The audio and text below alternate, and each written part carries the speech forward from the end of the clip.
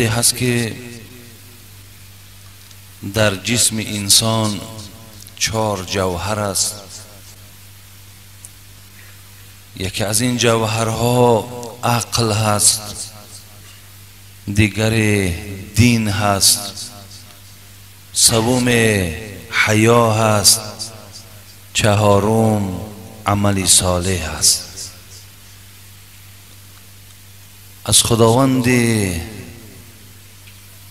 صاحب جلال و اکرام خواهان او هستم که خداوند این 4 جوهر را، یعنی این عقل و دین و حیا و عمل صالح را در جسم ما، در وجود ما تا دم آخر خداوند نگه دارد. خداوند عقلهای ما را باز هم قوی تر، دینهای ما را پروردگار مهربان بازم محبت ما را به دین و حیای ما را چه برای ما چه برای خواهرای ما و همچنان عملهای صالح ما را خدای مهربان بیشتر بگردان.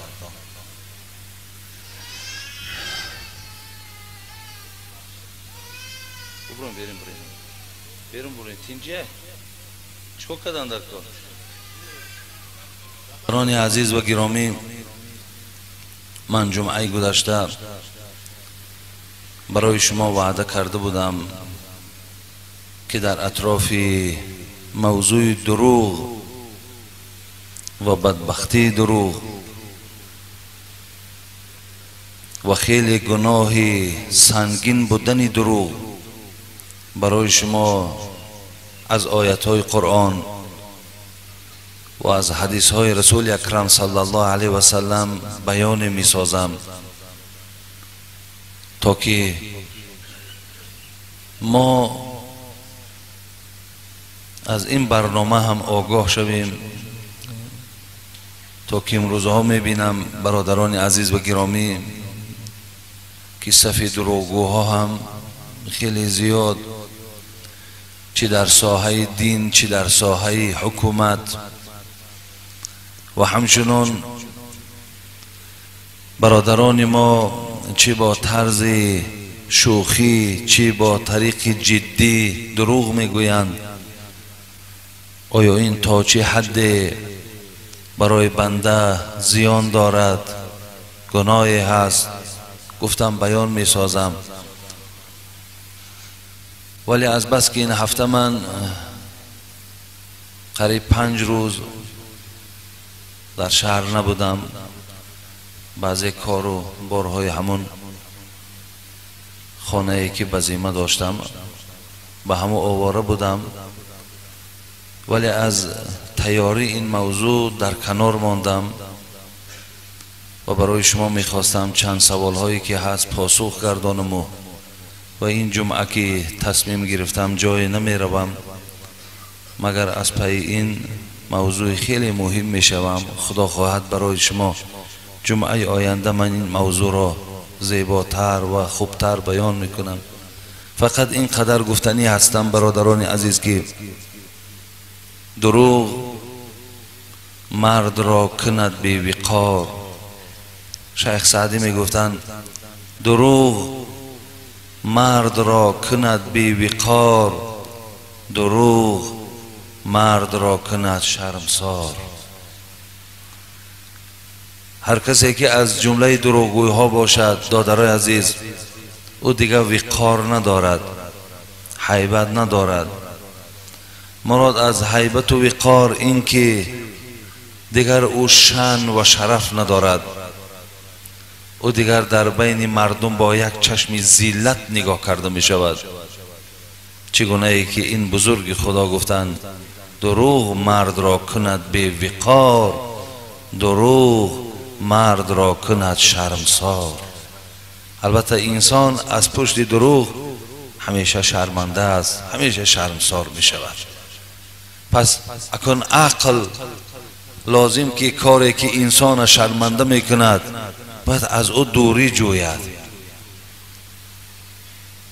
حدیث را از پیامبر گرامی که هم ابن ماجه و هم ترمیزی و هم احمد روایت میکند، بیان میکند که این العبد اذا کذب تباعد الملک عنه میلا من نتن ما جاء به. برادران عزیز و گرامی که من یک حدیث را بیان میکنم و بعدا در سوالهای شما جواب میگردانم. هرگاهی که یکی از شما دروغ میگوید برادران عزیز، خواه با طریق شوخی گفتین یا با طریق جدی گفتین، هرگاهی که انسان دروغ میگوید پیامبر گرامی گفتن تباعد الملک عنه میلا، همون ملائکه هایی که در اطراف ما ایستادن او بسیار لازم و در کارن که خداوند برای محافظت ما و شما در نزد ما و شما گذاشتن، همون ملائکه ها از نزد ما و شما با اندازه میل میگریزند و دور می ایستند. از چه حساب؟ من نتن ما جاء به. پیامبر گو هر وقتایی که انسان دروغ میگوید چنان یک بوی بد از وجود او خارج می شود که حتی ملائکه ها دیگر در نزد او ایستاده و بوییدن این بویده دیگر قوت ندارند. زین خاطر اونها از نزد ما و شما خیلی کناره می روند، دور می رفتند، به اندازه میل گوییم 2 کیلومتر از وجود ما و شما ملائکه ها دور می ایستاده تا وقتی که آن بوی دروغ از وجود ما و شما کنده شود.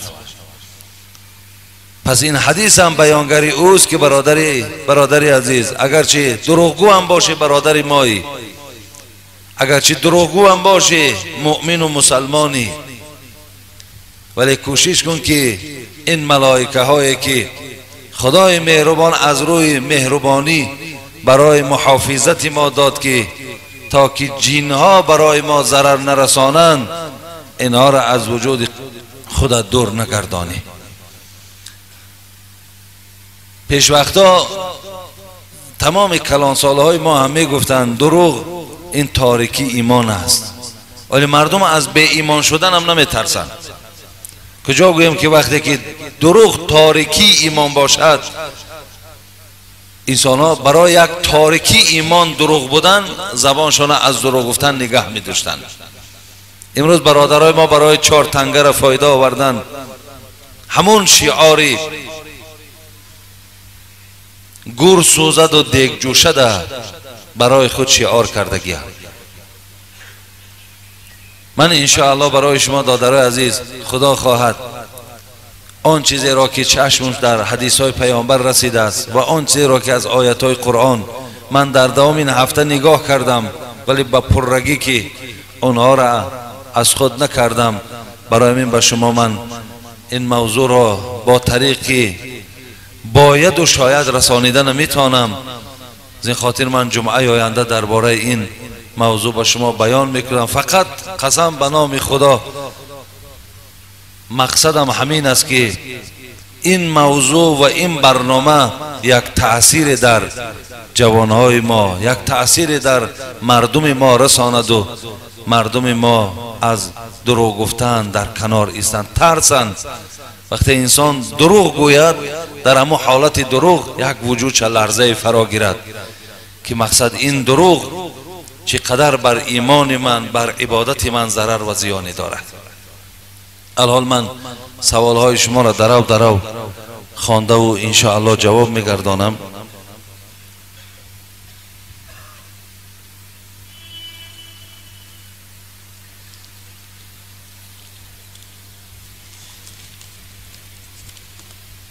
من چند بار گفتم خواهر و برادرای عزیز که سوالها را با طریق مختصر نویسید، با طریق مختصر همون چیزی که خواهشت هست همون سوال نویس، سلام در بالا نویس بس. دیگر چیزی در داخل او چه برای حق ما باشد چه برای یگان چیز دیگر باشد، من از شما راضی برادر عزیز.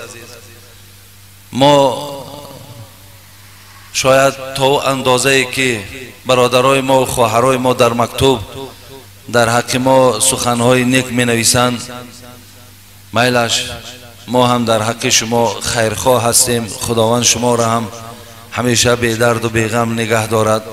ولی باز دویم بار تاکید میکنم خواهرها و مادرها و دادرها که سوالاتون با طریق مختصر باش، سوالات بس، دیگر چیز زیادتی در او داخل نکن.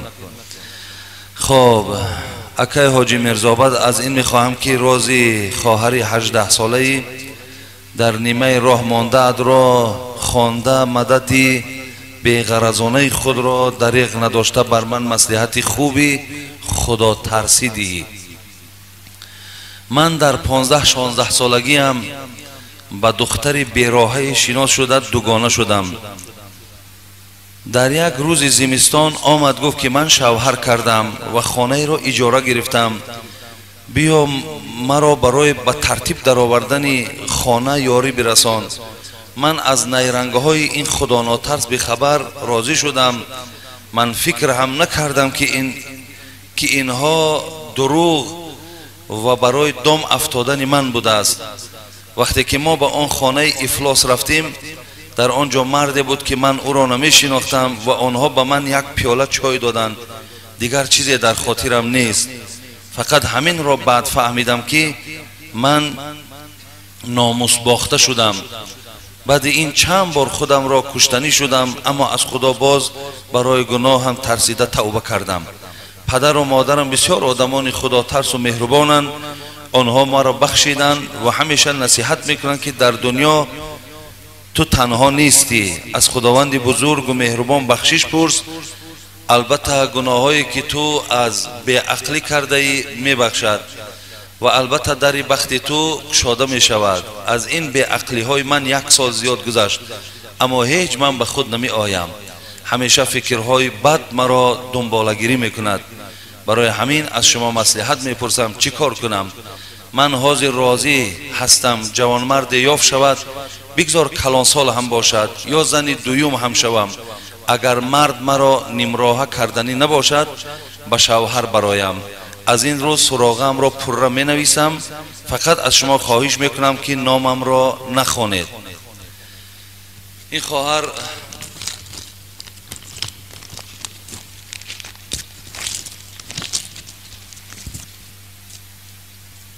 خواهر چگونه ای که در این مکتوب سراغش هم نویسانده است و رقمهای تلفنش هم نویسانده است و دختری که بودنش هم نویسانده است، حالش معلوم.